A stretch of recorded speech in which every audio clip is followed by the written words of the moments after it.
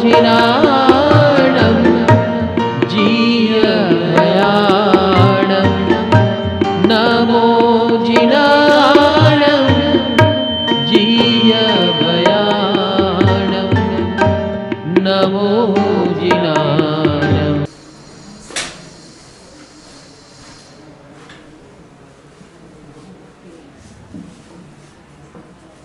હવે આપણે પહેલું સવારના શ્રીમંતર સ્વામીની શ્વેત પ્રકાશની પ્રક્રિયા કરી અને મંત્ર જાપ કર્યા. એ આપણને એનર્જી આપે, શક્તિ આપે અને આપણું શુદ્ધિકરણ કરે આખા શરીરનું, ચેત, મન, બુદ્ધિનું.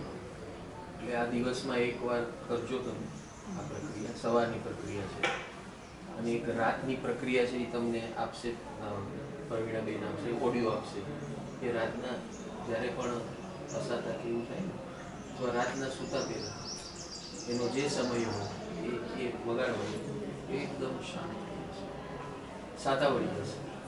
હા, આપણું ધ્યેય છે. तो टेलीग्राम पे टेलीग्राम पे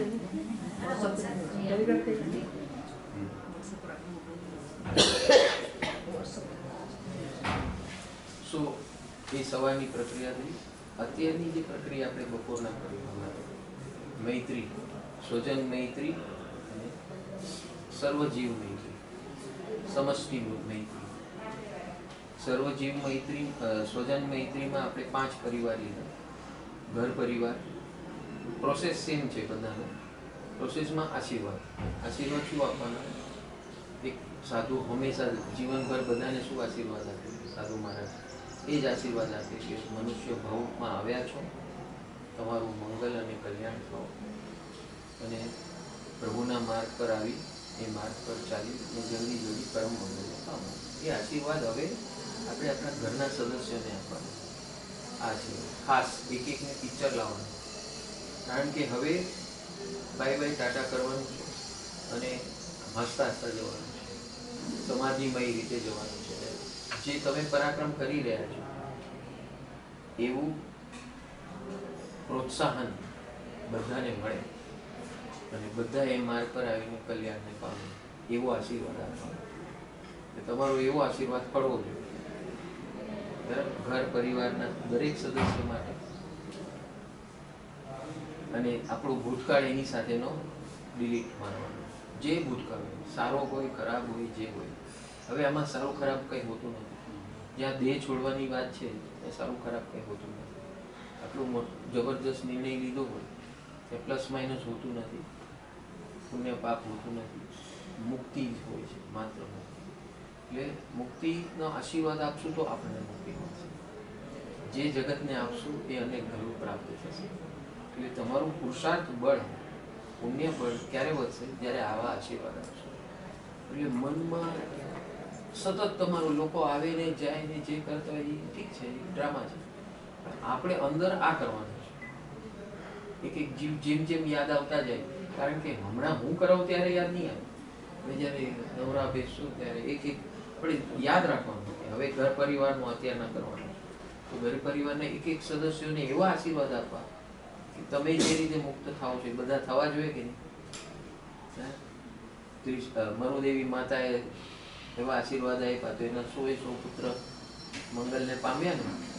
તો તમારા આશીર્વાદથી થવું જોઈએ કે નહીં? એવા આશીર્વાદ આપો. એવું જ થાય કે ઘર પરિવારને આપવાના, પછી આપણા બધા સાથે તમારી સાથે જેટલા સાધના કરવી, સાધુ સંઘ છે એ બધાને આશીર્વાદ આપો. કારણ કે આવું વીર પુરુષાર્થ તો તમે કરી રહ્યા છો, બીજાને હજી વિચારી રહ્યા છે અરે ક્યારે કરે, તમે બળ આપો, આશીર્વાદ આપીએ. એમને આશીર્વાદ આપો. ત્રીજો પરિવાર છે આપણા સંઘમાં જેટલા તમારા દર્શન કરવા આવે એ બધાને આશીર્વાદ આપો. તમારી સાથે જોડાયેલા હોય એને આશીર્વાદ આપો. તમારા સગા સંબંધીઓને આશીર્વાદ આપો. સમાજમાં તમારી સાથે જોડાયેલા લોકો જેને તમે ઓળખતા હોય, ન ઓળખતા હોય, દેશના વ્યવસ્થાપકો અને દેશના વાસીઓ, વિશ્વના વાસીઓ, બધાને આશીર્વાદ આપો. એક આશીર્વાદ એક જ છે કે જલ્દી જલ્દી મનુષ્ય ભાવ પામી, મનુષ્ય ભાવમાં હો તો જલ્દી જલ્દી વીર માર્ગને પામી અને પરમ મુક્તિને પામો. એવા મારા તમને સૌને આશીર્વાદ છે. આપણા રોમ રોમમાં આશીર્વાદ નીકળતા જાય, જેટલા નીકળતા જશે એટલું તમારું વીર્ય બળ જબરજસ્ત બનતું જશે, સ્ટ્રોંગ બનતું જશે, ખીલતું જશે, ઉત્સાહ વધતો જશે. દિવસે દિવસે ઉત્સાહ વધશે તમારો આનાથી. હા, એટલે આ કરજો. આ 5 પરિવારનું કીધું. અને બીજા પૃથ્વી, પાણી, અગ્નિ, વાયુ, વનસ્પતિ, જીવજંતુ, પશુ પક્ષી, સર્વ મનુષ્ય, નરકના જીવો અને સ્વર્ગના જીવો, આ બધા જીવોને આ જ પ્રકારના આશીર્વાદ આપવાના. હવે આમાં તો સંખ્યા છે, આમાં તો અનંતા છે. એક ઇન્દ્રિયથી પંચેન્દ્રિયના અનંતા જીવોના આશીર્વાદ. તમારું પુણ્યબળ એટલું વિશાળ બનતું રહેશે. જેટલા આટલા જીવ સૃષ્ટિમાં ઘૂસી ગયા તમે, આ તો પરિવારો છે, આ જીવ સૃષ્ટિ છે, બહુ ફરક છે એમાં. એટલે એ નાના નાના જીવોને પણ તમારા આશીર્વાદ પહોંચે. નરકના જીવ, જેમ સાધક જીવ હોય, તીર્થંકરના જીવ હોય, કેવડીના જીવ હોય, જ્યારે પોતાની પ્રાણધારા આશીર્વાદ સ્વરૂપે મોકલે કલ્યાણ ગણકોને દિવસે, તો એક જીવોને નરક, સાતમી નરકના જીવને સાથ, તો તમારું હવે સાદું બળ છે, સર્વશ્રેષ્ઠ બળ છે. હવે તમારા આશીર્વાદ તો કેટલા જીવોને તારશે, મંગલ કરશે અને ફળરૂપી બનશે. બસ આ વીટો પાવર વાપરો અને બધાને આશીર્વાદ આપો. આ કામ તમારું 24 કલાકનું છેડ સુધી કરવાનું, ઇઝીમાં ઇઝી. ઓલી સવારની મેં પ્રક્રિયા બતાવી કે જે પહેલાં કરો તમે એના માધ્યમથી કરો, અને જેટલું યાદ રહે એટલું સ્વયં. અને હવે જે કરવા જઈ રહ્યા છે એ તમે સ્વયં કરશો. એ છે કાયોત્સર્ગ, કાયાથી ઉપર ઉઠવું. આપણા પ્રાણો જેમ છે એમ શરીર ચાલતું રહેશે. આજે અત્યારના અને હમણાં અડધો પોણો કલાકની અંદર આપણે શરીરની બહાર નીકળવાનું. રેડી? ચલો આપણે પ્રોસેસ શરૂ કરીએ. આંખ બંધ.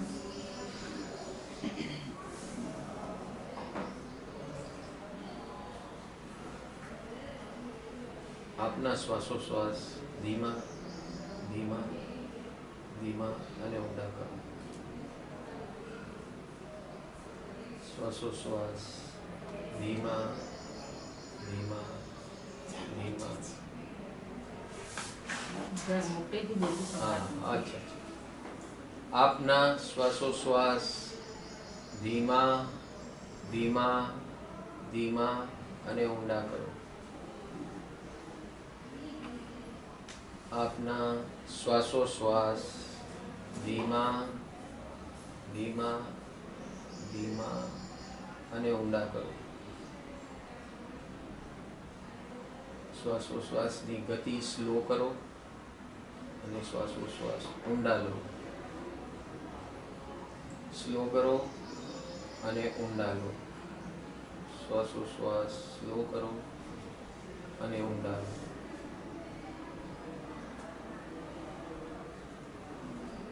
આંખોની પાપડ બંધ રાખશો, જરા પણ બહારની દ્રષ્ટિ નહીં કરતા. અંતરયાત્રા શરૂ થાય છે પગના અંગૂઠાથી. પગની 10 આંગળીઓને શિથિલ કરો, ઢીલી કરો. પગની 10 આંગળીઓને ઢીલી કરો, શિથિલ કરો, રિલેક્સ કરો. પગની 10 આંગળીને શિથિલ કરો, રિલેક્સ કરો.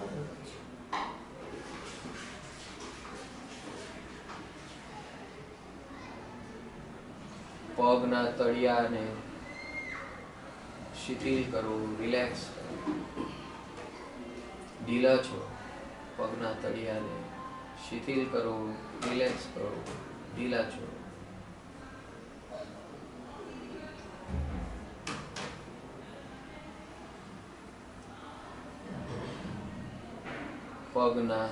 પગની એડીને રિલેક્સ, શિથિલ કરો, ઢીલી કરો. એડીઓને ઢીલી કરો, ઢીલી કરો, ઢીલી કરો, રિલેક્સ કરો.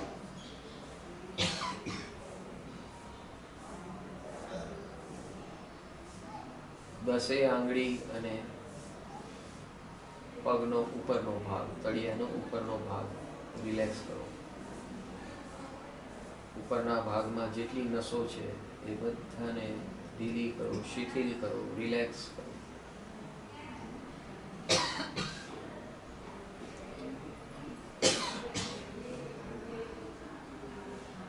પગની આંગળીઓ, પગના તળિયા, પગની એડી,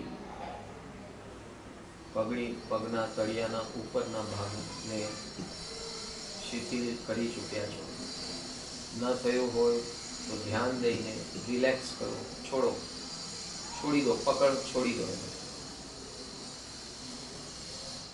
રિલેક્સ કરો, છોડો, ઢીલું કરો.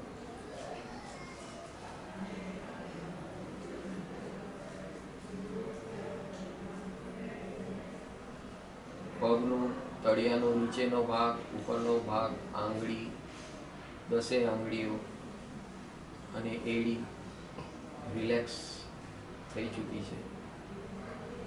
Enjoy that relaxation. આનંદ લો. બંને પગના તળિયાઓ આંગળી સાથે ઉપર નીચે આસપાસ ચારો રિલેક્સ, રિલેક્સ, રિલેક્સ. ઢીલા ઢીલા છોડો.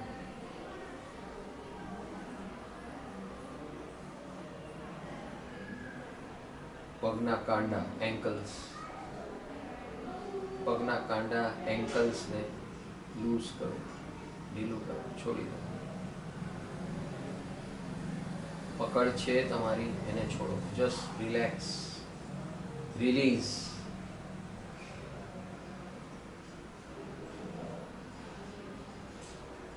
પગના તળિયા, એડી, આંગળીઓ, પગના તળિયાનો ઉપરનો ભાગ, એની નસો અને કાંડા, એન્કલ્સ. Relax, relax, relax. ઢીલું ઢીલું છોડી દો.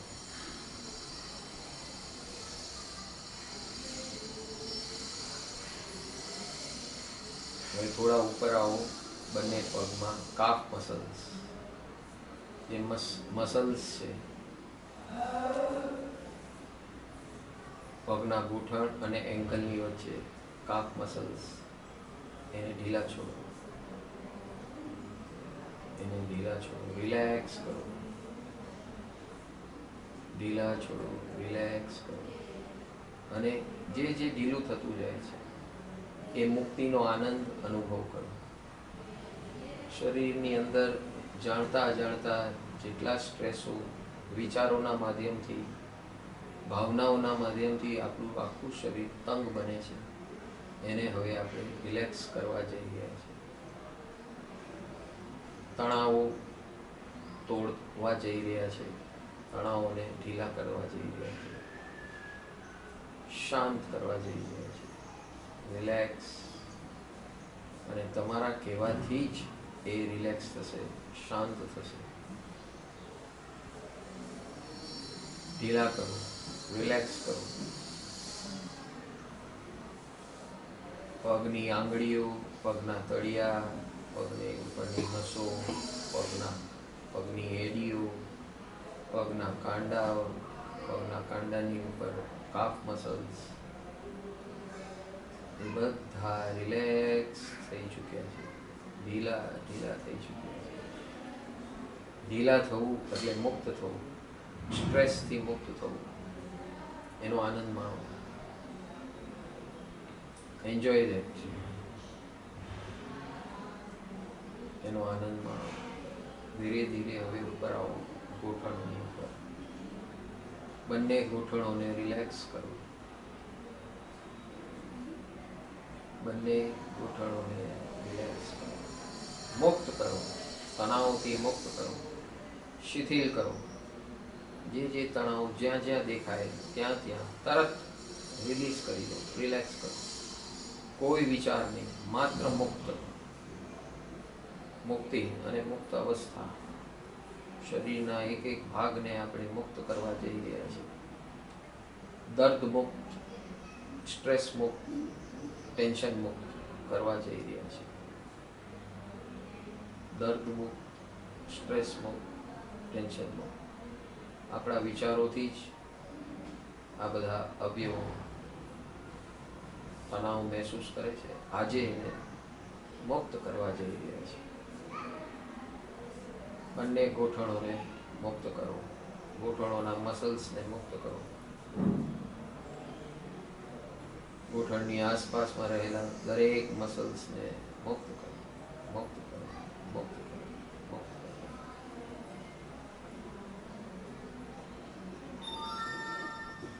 ધીરે ધીરે ઉપર સાથળના મસલ્સ પર આવો. થાઈ મસલ્સ, સાથળના મસલ્સ. Relax, relax, relax.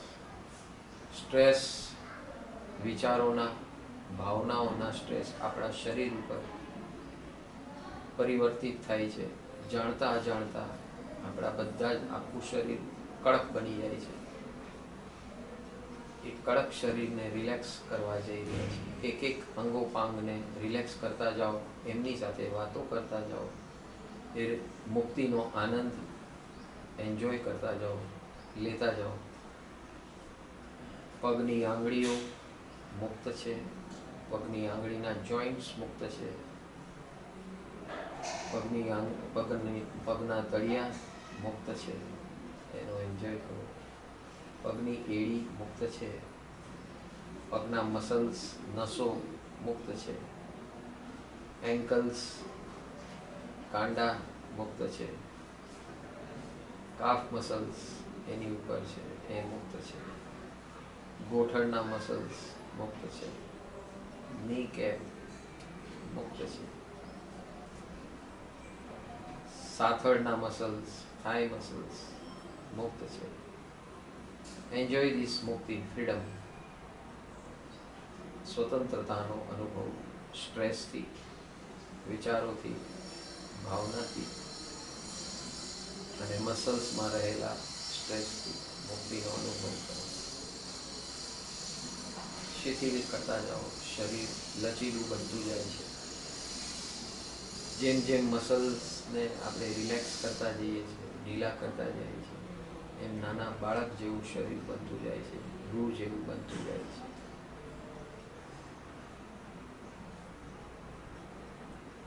अध्यात्म और धर्म ये सबसे बड़ी समस्या है हमारे जीवन में. आज की तारीख में हम एक दूसरे के अंदर मिक्सिंग करते हैं. अध्यात्म है जो हमें अंदर की दुनिया में ले जाता है, और धर्म, रिलीजन जो है वो हमारे अंदर सोशल कनेक्शंस खड़ा करता है. दोनों ज़रूरी है. हमारे अंदर के आवाज़ और अंदर की दुनिया में जो हमें चाहिए, सुकून चाहिए, आनंद चाहिए, खुशी चाहिए, फ्रीडम चाहिए, स्वतंत्रता चाहिए, ये अंदर की दुनिया की रिक्वायरमेंट है. और बाहर की रिक्वायरमेंट ये है सबके साथ हम रहें, सबके साथ हम एक दूसरे से जुल मिल के रहें, सबको एक दूसरे से उपयोगी बने. ये हमारी सामाजिक या सोशल रिक्वायरमेंट्स है. हम ये दोनों के अंदर खो जाते हैं, एक दूसरे से विरुद्धाभास क्रिएट कर लेते हैं. धर्म हमें अंदर नहीं जाने देता है और अध्यात्म हमें बाहर नहीं जाने देता है. ये दोनों कन्फ्यूजन है और दोनों विरुद्ध दिशा में जाते हैं. ये सारी दुनिया का कन्फ्यूजन है. कोई धर्म के नाम से कन्फ्यूज्ड है, कोई स्पिरिचुअलिटी के नाम से कन्फ्यूज्ड है. एकांतिक हो जाते हैं, वन साइडेड हो जाते हैं और हम खो जाते हैं. हम इस प्रोसेस में जाते हैं, जुड़ने जाते हैं, रिलीजन से जुड़ने जाते हैं कुछ पाने के लिए.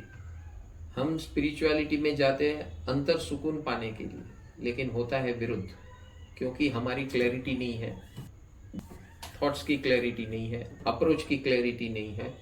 हम क्या करने जा रहे हैं और क्या पाने जा रहे हैं उसके बीच में तालमेल नहीं है, सिंक्रोनाइजेशन नहीं है. तो ये सब आप हमारे 2 सत्र के अंदर ये क्लैरिटी पाएंगे. जीवन को सुकून कैसे पाया जाता है उसका रास्ता पाएंगे. धर्म का क्या रोल है और वो किस दिशा में जाना चाहिए उसका बैलेंसिंग करना है. और ये सारा कुछ आपको 2 सत्र के अंदर, 3 घंटे के 2 सत्र है, जिसमें आपको 99 रुपये का डोनेशन देना है और जुड़ना है और अपने जीवन को आनंदमय मंगलमय बनाना है। तो दिए गए कॉन्टेक्ट नंबर्स पे आप संपर्क कीजिए और तुरंत इस वर्कशॉप्स में ज्वाइन हो जाइए और अपने जीवन का मंगल कीजिए। Thank you, God bless you.